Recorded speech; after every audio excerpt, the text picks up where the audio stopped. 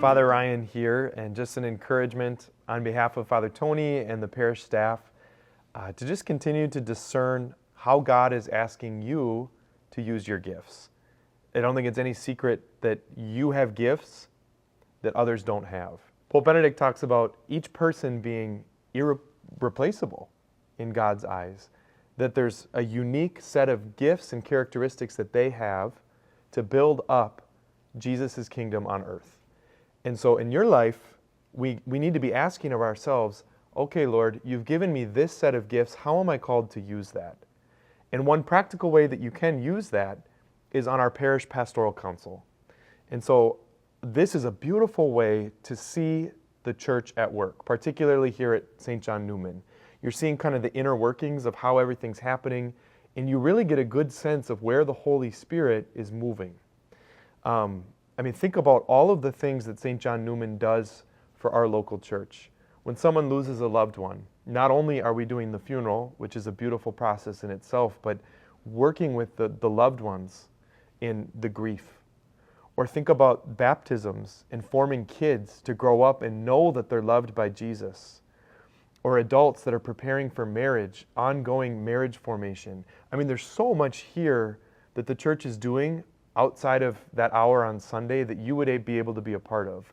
And so if you feel that tap on your heart, or someone else feels a tap on their heart that you would be good, my advice to you would be just to ask Jesus, is this a way that you're calling me to use my gifts and to give of myself?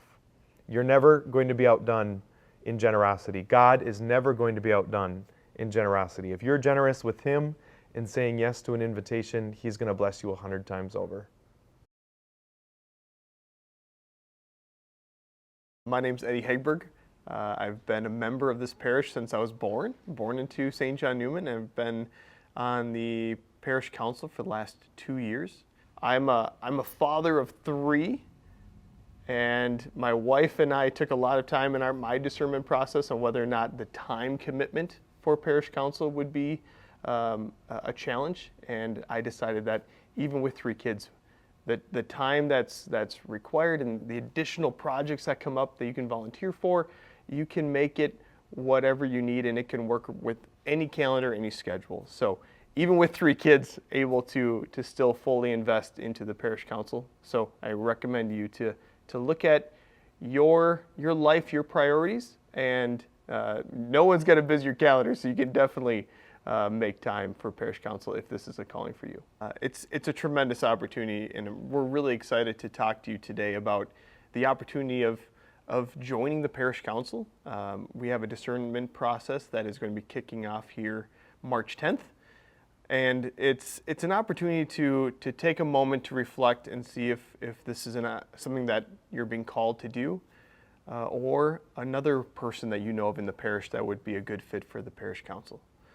I will say right now, I did not expect to be on the parish council. I was nominated by someone else, another member of the church, and after the discernment process, really felt like the Spirit was calling me to bring my gifts to the parish council, and I feel like I've taken away more than I've given, to be honest. It's a tremendous group of members of the parish that come together really around the parish, are there to support Father and all the initiatives and the staff, and being able to see kind of behind the scenes of what is driving the growth and the community forward.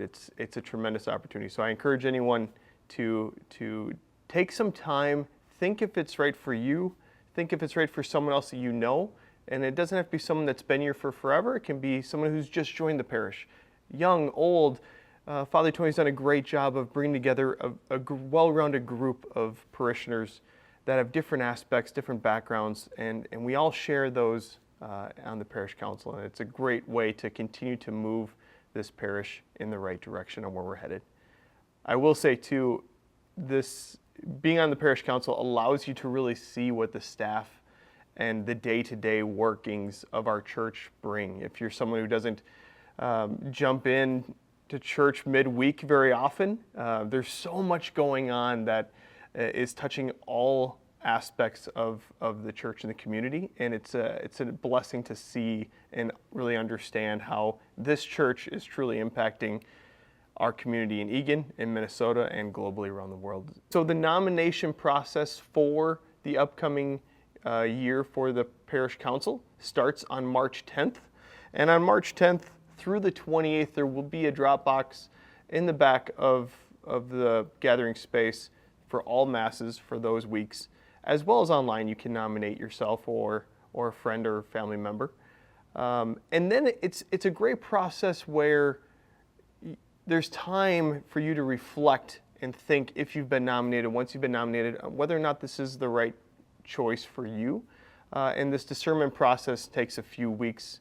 So it's a great way that you're not going to feel rushed into it, making sure that everyone that does want to participate in the Parish Council has the time to reflect and ensure that it's the right choice for them. And our discernment meeting, when we finally do talk through all the candidates and everyone that's made that far, will be on May 21st. So there's a process in place to make sure that you've got plenty of time, you understand what you're getting into, and you're ready to commit fully to the Parish Council.